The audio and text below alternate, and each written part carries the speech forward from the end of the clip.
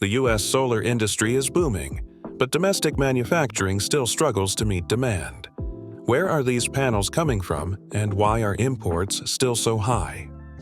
In theory, U.S. factories could produce enough panels for all domestic needs.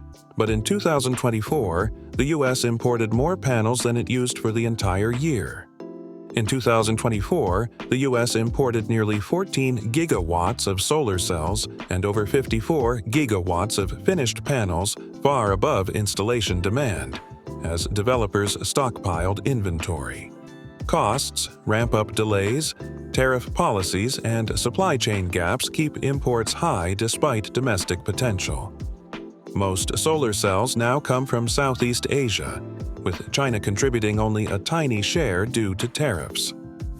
Vietnam, Thailand, Malaysia, and Cambodia lead the pack, followed by a growing list of other exporters. Government incentives, new factories, and domestic cell production aim to cut reliance on imports in the coming years. While imports will remain key for now, the U.S. solar industry is moving toward a more self-sufficient future.